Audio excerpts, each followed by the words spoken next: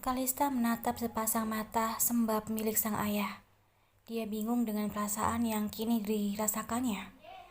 Apa yang didengarnya bak sebuah mimpi di siang bolong. Berkali-kali Kalista meyakinkan dirinya sendiri bahwa ini adalah kenyataan. Keracauan sang ayah saat ia di laut tadi masih terngiang-ngiang di telinga Kalista. Ditambah pengakuan yang baru saja didengarnya dengan begitu jelas. Ia bingung harus senang ataupun sedih diperlakukan dengan sang ayah kandungnya. Bagi Kalista, apa yang dilakukan Bian terlalu kejam.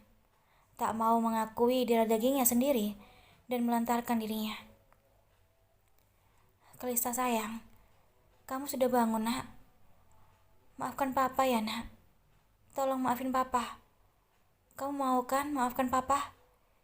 Bian menatap Kalista dengan sorot mata penuh pengharapan dan penyesalan. Kalista hanya menghirup nafasnya dalam-dalam hingga buliran oksigen yang masuk melalui kedua hidungnya terasa begitu hangat. Ia tak ingin menjawab. Kondisi fisiknya yang masih lemah ditambah kini kondisi jiwanya yang ikut terguncang membuat ia hanya membisu. 21 tahun hidup dalam ketidakjelasan DNA siapa membuat Kalista sulit sekedar untuk menganggukkan kepalanya. Dia pun hanya bisa memalingkan wajahnya dari tatapan sendu sang ayah. Papa ngerti, gak mudah untukmu menerima kenyataan ini.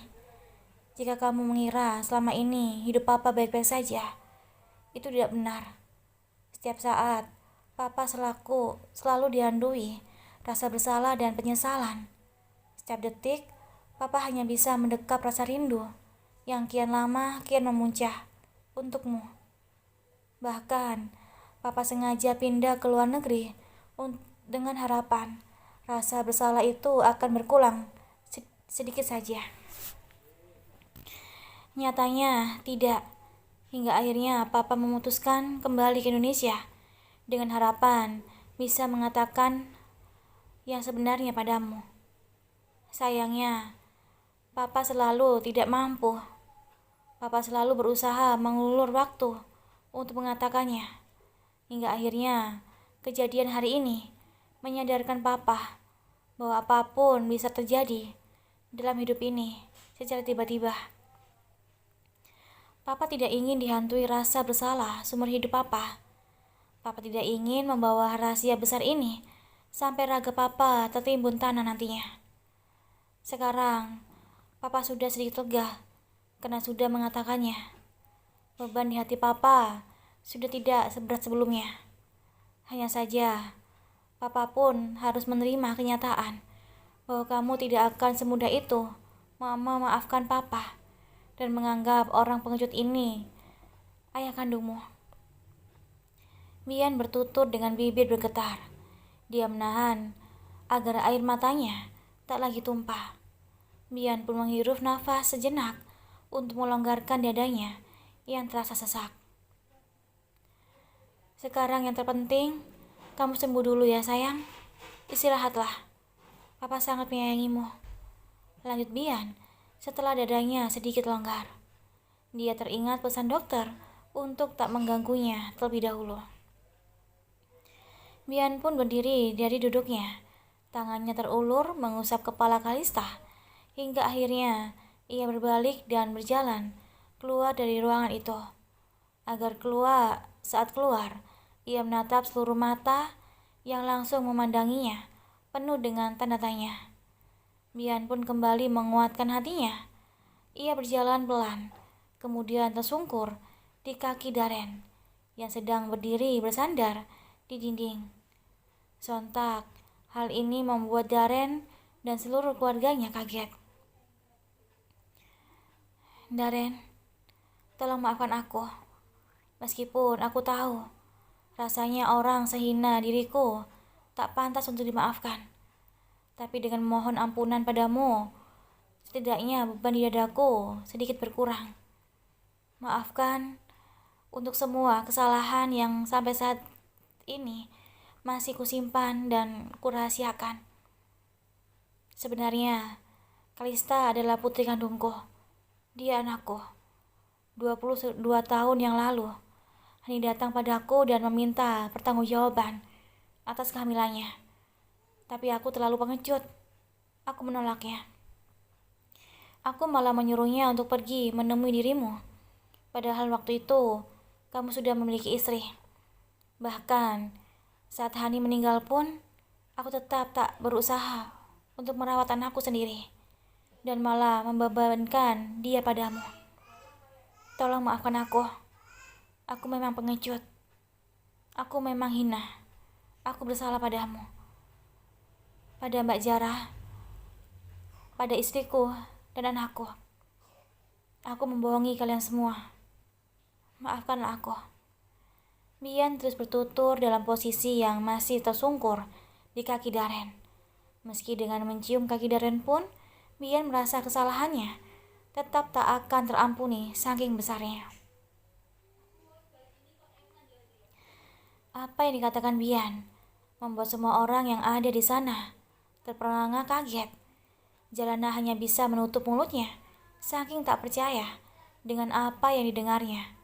Sementara Nindya terduduk selsuh di samping sang anak setelah mendengar pengakuan yang begitu mengejutkan sekaligus menyakitkan. Ia tak pernah menyangka pernikahannya yang sudah terjalin puluhan tahun ternyata dibalut dengan kebohongan. Sedangkan Daren, ia sedang berusaha menahan emosinya yang memuncah. Dadanya naik turun dengan rahang yang mengeras. Sorot matanya tajam, dengan kedua tangan mengepal kuat. Dengan gerakan cepat, Daren berjongkok dan menarik Bian agar berdiri. Tangannya sudah terangkat di atas, bersiap untuk menghadiahkan sebuah pukulan pada Bian. Bajingan kamu, Bian. Dasar brengsek. Selama ini aku mengira kamu itu orang yang baik. Ternyata kamu tidak lebih dari seorang pengecut yang lari dari pertanggungjawaban. Kamu membuang kotoran padaku dan keluargaku yang sama sekali tidak berbuat salah. Kamu mencoreng nama baikku dan keluargaku. Kamu menghancurkan rumah tanggaku dengan Jarana dengan menghadirkan orang ketiga. Bahkan kamu tahu sendiri, Jarana hampir kehilangan nyawanya gara-gara semua ini. Kamu korbankan kehormatan orang lain demi kehormatan dirimu sendiri. Aku bahkan sampai kehabisan kata-kata untuk menggambarkan kebusukanmu itu. Daren bertutur dengan menggebu-gebu. Ia bahkan tidak sadar bahwa dirinya sedang ada di rumah sakit. Aku tahu kesalahanku tidak akan termaafkan. Tapi aku tetap akan memohon ampunan padamu dan keluargamu. Tolong maafkan aku. Bian melipat kedua tangannya di dada dengan tatapan memohon. Aku tidak akan memaafkan orang selicik dirimu. Daren meludah di tepat di samping Bian yang masih memohon. Setelahnya, ia kembali mencengkram kerah baju Bian dan melayangkan pukulan tepat di wajahnya, hingga tubuh Bian tersungkur seketika. Papa, bekik dia sambil buru-buru menghampiri Bian dan membantu suaminya itu berdiri. Darah segar mengucur dari sebelah hidung Bian dan sudut bibirnya. Mas, sabar mas, jangan seperti ini. Jalana pun menghampiri Daren dan berusaha menenangkan suaminya itu. Mohon maaf, ada apa nih sebenarnya? Tolong jangan buat keributan di sini. Ini rumah sakit. Kalau mau ribut, silakan di luar.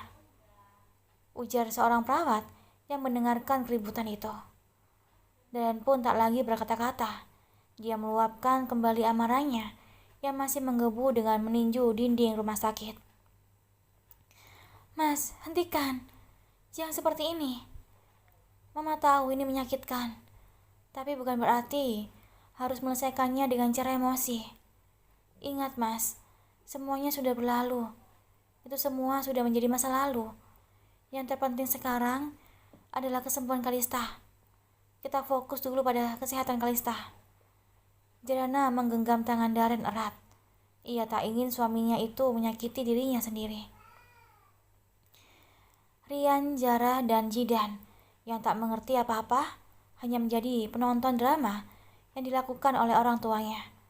Namun kini Rian mengerti kenapa ayahnya itu begitu menentang perasaannya pada Kalista, yang ternyata adalah kakak kandungnya sendiri.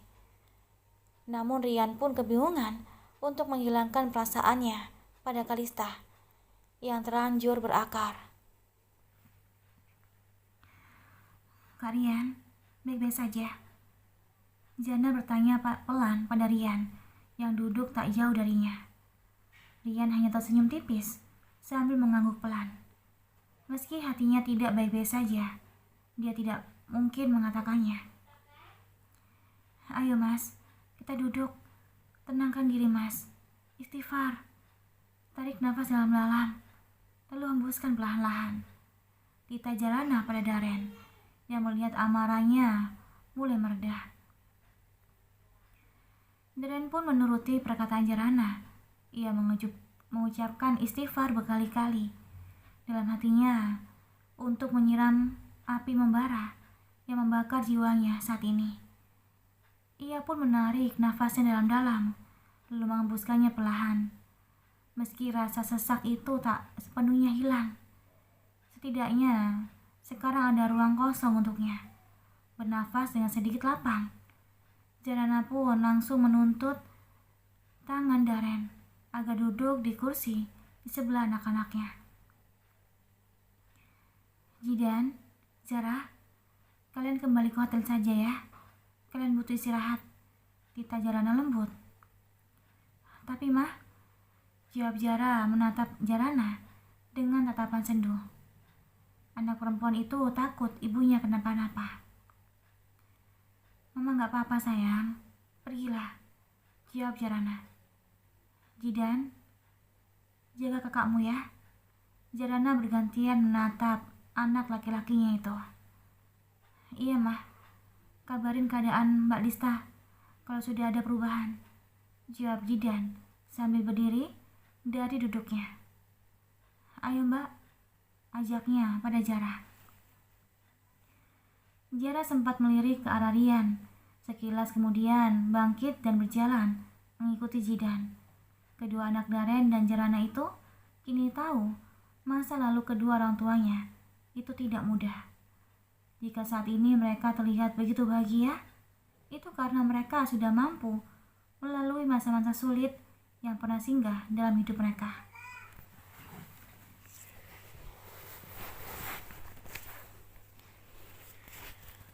Pelajaran hidup bagi kedua remaja itu bahwa kebahagiaan tidak didapatkan secara mudah. Semua butuh pengorbanan dan kesabaran luar biasa. Sementara Brian kini masih tenggelam dalam lautan penyesalan. Ia terduduk lesu di atas lantai. Begitu banyak orang-orang yang dirugikan atas kesalahannya. Daren, Jarana, keluarganya, Nindya, dan juga Rian. Entah bagaimana caranya memohon ampunan kepada mereka semua. Meski Nindya masih setia di samping Bian, tapi ia tak bisa memungkiri bahwa hatinya begitu terluka atas kebohongan yang disembunyikan suaminya itu selama ini. Ia begitu kecewa pada sikap Bian yang tak jujur padanya sejak awal. Padahal, jika Bian jujur pun, Nindya pasti akan menerima Kalista dengan senang hati. Apalagi dia ditakdirkan tidak mempunyai anak perempuan. Ayo Pak, jangan duduk di sini. Nggak enak sama orang. Nindya membantu Bian untuk bangkit dari duduknya. Namun, Bian justru mendeleng. Ia merasa dirinya sungguh kotor dan belum berdosa. Nindya pun tak ingin memaksa. Ia hanya bisa terus memahami suaminya itu di sampingnya. Meski dirinya sendiri pun masih menahan kecewa yang begitu besar. Jarum jam terus berputar, meski terasa lambat. Di luar sana matahari sudah tenggelam, berganti dengan senja yang mulai menghiasi angkasa. Hujan yang turun derintik meluburkan rinduan tanah akan siramannya. Angin pun semakin merembus kencang, menyapu kulit dan meninggalkan sensasi dingin yang menusuk. Sedingin hati Kalista yang kini masih terbaring meski kondisinya semakin lama semakin membaik. Saturasi oksigennya pun semakin lama semakin merangkak normal. Namun ia belum mau ditemui siapapun kecuali Jarana seorang. Di saat hati dan pikirannya kacau seperti saat ini, hanya dekapan sang ibu yang Kalista butuhkan sebagai penguat. Kamu wanita yang hebat, sayang. Kamu wanita yang kuat. Mama tahu ini tidaklah mudah untukmu. Tapi Mama yakin kamu bisa menghadapi semua ini dengan dewasa. Hadapi apapun itu. Jangan pernah hindari. Itu namanya seorang pemberani. Jarana menguatkan putrinya itu, memberikan semangat yang begitu dibutuhkan oleh sang putri. Sementara di luar ruangan, Daren dan Bian masih sama-sama terdiam. Tak ada lagi percakapan apapun di antara keduanya. Namun kebencian dan kekecewaan masih tergambar jelas dari raut wajah Daren. Rian, pulanglah. Ajak mamamu untuk istirahat. Tita Bian pelan pada Rian. Bian kasihan melihat putranya itu yang nampak menahan kantuk dengan mimik wajah yang lelah bercampur cemas. Mama di sini saja, timpalin dia datar. Mama harus istirahat. Ikutlah dengan Bian kembali ke hotel. Papa tidak bisa ninggalin Kalista dalam keadaan seperti ini. Kesalahan Papa sama dia sudah begitu banyak. Papa hanya ingin selalu menemaninya saat ini. Timpal Bian. Nindya tak menanggapi. Ia hanya bangkit dari duduknya dan desahan pelan yang keluar dari mulutnya. Ayo nak, ajaknya pada Rian. Ia pun melangkah pergi tanpa menengok lagi ke arah Bian. Bian hanya bisa menatap kepergian istri dan anaknya itu. Bian bisa memastikan kemarahan dan kekecewaan Nindya padanya masih begitu besar. Terlihat dari sikapnya yang tak lagi sehangat biasanya. Bahkan Nindya pergi dengan wajah datar yang tanpa senyuman. Bian pun memaklumi karena apa yang dilakukannya pada Nindya terlalu menyakitkan. Pernikahan yang seharusnya diawali dengan kejujuran dan ditepuk dengan keterbukaan satu sama lain. Tapi ini justru dimulai dengan kebohongan. Kini, di tempat itu hanya tersisa Daren dan Bian berdua. Dalam keheningan dan dalam kebekuan, Bian dipenuhi rasa bersalah, sementara Daren masih diliputi kebencian. Bahkan sekedar untuk melirik ke arah Bian pun, Daren tak ingin. Daren masih berada di sana hanya demi Kalista, putri yang dibesarkannya sedari kecil. Sampai waktu merangkak semakin malam, keduanya masih berada di sana, duduk bersandar di dinding dengan kedua mata terpejam. Meski sesekali mata keduanya terbuka, tapi sesaat kemudian tertutup lagi, seiring rasa kantuk yang menyerang dengan hebat. Sementara di dalam ruangan, Jarana masih menemani Kalista yang sudah tertidur meskipun awalnya kesulitan. Jarana tak pernah beranjak dari sisi putrinya itu, hingga pagi pun kembali menyapa. Pagi Mbak Kalista, siapa dokter yang akan memeriksa kondisi Kalista pagi ini? Pagi dok, jawab Kalista ramah. Bagaimana keadaannya sekarang? Sudah lebih baik? Aman kan semalam? Dicopot oksigennya? Tanya dokter seraya mendekat. Alhamdulillah aman dok. Nafasnya juga gak sesak lagi, jawab Kalista.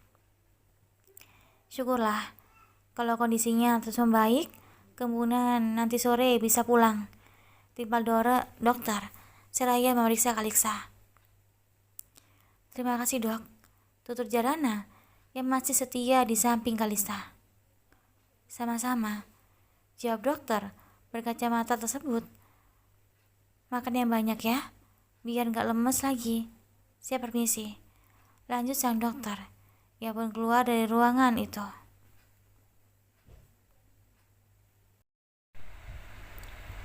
Melihat dokter sudah keluar dari ruangan Kalista, Garen pun segera masuk ke ruangan itu, menghampiri Jara dan Kalista yang masih ada di dalam. Sementara, Bian hanya bisa mencari informasi dengan bertanya langsung pada dokter tentang kondisi Kalista saat ini. Mendengar kondisi putrinya yang semakin membaik, Bian pun merasa lega, meskipun hatinya begitu nelangsa saat melihat dari kaca pintu kamar Kalista. Putrinya itu sedang disuapi oleh Jarana dengan Daren yang duduk menemaninya. Bibir Kalista pun nampak tersenyum sambil bercerita dengan kedua orang tuanya itu. Bian hanya bisa menikmati pemandangan itu dengan hati yang tersayat perih. Bahkan sekedar untuk menghampiri sang putri pun, ia tak memiliki keberanian. Ia kembali menjadi seorang pengecut. Bian terlalu takut akan menerima penolakan dari sang putri, seperti dirinya yang dulu menolak kehadiran sang putri ke dunia dan tak mengakuinya. Bian pun takut hal itu akan kembali pada dirinya, ditolak dan tak diakui oleh putri kandungnya sendiri. Bian hanya bisa menahan diri dari cukup puas dengan hanya memandang wajah putrinya itu dari luar. Ia tak ingin kehadirannya di tengah-tengah keluarga kecil itu menyebabkan kembali kehilangannya senyum di bibir Kalista. Namun, saat kakinya hendak beranjak dari depan pintu kamar Kalista, sepasang mata anaknya itu terlanjur menangkap keberadaan Bian, hingga mata keduanya sempat beradu sesaat. Hati Bian semakin teriris perih saat Kalista langsung memalingkan wajahnya dari Bian. Bian pun berbalik, kemudian memilih duduk kembali di kursi. Helahan demi helahan kecil keluar dari mulutnya. Ia kini menyadari bahwa keinginannya untuk bisa memeluk sang putri tidak akan semulus jalan tol setelah apa yang dilakukannya selama ini. Bian pun hanya bisa tertunduk sembari menangkup wajahnya dengan kedua tangan. Tiba-tiba saja bayangan Nindya dan Rian melintas dari benaknya. Nindya pasti menunggui kabar Kalista. Aku harus menghubungi dia, gumam Bian pelan sembari merogoh ponselnya. Sayang, maaf aku baru ngabarin. Kondisi Kalista alhamdulillah sudah membaik. Kata dokter, kemungkinan besar bisa pulang hari ini. Kamu tunggu di hotel saja ya. Gak perlu kesini. Maaf untuk semua yang terjadi. Maaf untuk ketidakjujuranku selama ini. Itu semua karena aku sangat mencintaimu. Aku gak mau kehilanganmu dan anak kita. I love you. Bian lekas mengirimkan pesan tersebut pada Nindya, lalu kembali memasukkan ponselnya ke dalam saku. Matanya berkali-kali menatap ke arah pintu kamar Kalista yang tertutup, berharap putrinya itu berdiri di sana dan menyapa dirinya. Betapa tak tahu malunya diriku ya Allah. Setelah apa yang aku lakukan, aku masih berharap diperlakukan baik oleh darah dagingku sendiri. Bian menutupi dirinya sendiri yang terlalu berharap banyak pada keadaan. Sementara di hotel, setelah membaca pesan dari Bian, Nindya langsung membereskan baju-bajunya dan memasukkannya ke dalam koper. Setidaknya, dia sudah lega mendengar kabar Kalista saat ini. Dia ingin menenangkan dirinya sejak setelah kenyataan hebat menghantam pernikahannya yang akan menginjak usia 22 tahun. Rian, Mama pulang duluan ya. Kamu temenin Papa di sini. Jangan tinggalin Papa sendirian, pesan Nindya pada Rian. Tapi Mama mau kemana? Tanya Rian menatap ibunya yang sudah rapi tersebut. Mama perlu menenangkan diri dulu. Kamu memang belum berumah tangga, tapi kamu pasti mengerti bagaimana sakitnya hati Mama mengetahui selama ini papamu mempunyai anak dari wanita lain. Meskipun itu kesalahannya di masa lalu, Mama bereaksi. Papamu adalah suami dan ayah yang baik. Bahkan selama ini, dia tidak pernah menyakiti Mama ataupun kamu. Hanya saja, Mama masih kecewa karena kebohongannya. Kamu jaga dia. Katakan, Mama baik-baik saja. Kamu mengerti kan, Nak? Nindya mencoba menjelaskan pada Rian. Nindya tahu anaknya itu sudah dewasa dan pasti akan memahami apa yang dirasakannya. Rian mengerti, Ma. Rian cuma berharap Mama cepat kembali. Papa pasti membutuhkan Mama, jawab Rian dengan mata berkaca-kaca. Dia ikut sedih dengan masalah yang menimpa kedua orang tuanya. Nindya tersenyum kecil. Mama pasti kembali, sayang. Mama berangkat ya. Nindya pun mencium puncak kepala anaknya itu. Kemudian menyeret kopernya keluar dari kamar yang ditempatinya. Langkah Nindya diiringi dengan tetesan demi tetesan air mata yang jatuh dari pelupuknya. Sejujurnya, ia tak ingin menghindar. Ia hanya ingin mencari ketenangan agar bisa menerima masa lalu sang suami dengan lapang dada dan kembali ke sisi Bian dengan hati yang penuh tanpa retakan. Waktu terus berjalan. Pagi telah terlewati dan kini sore hampir menanti. Dokter baru saja melakukan pemeriksaan terakhir pada Kalista yang sudah mengizinkan Kalista untuk pulang. Bian pun masih terpaku di tempatnya menemani sang putri, meski hanya sebatas di luar ruangan. Bian menoleh saat mendengar pintu kamar dibuka.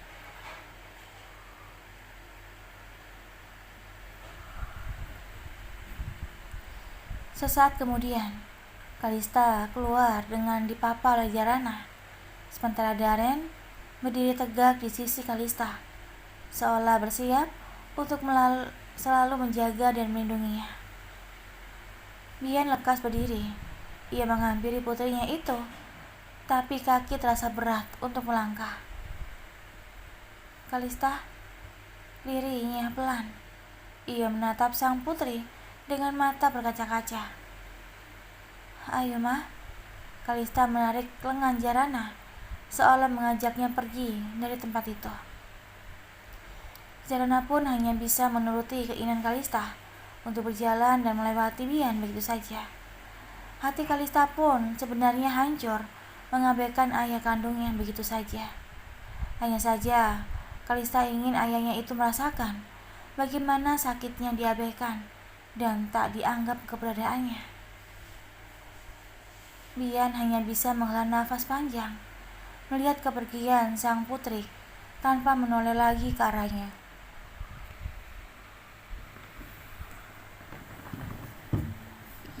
Hatinya perih dan terjabik-jabik.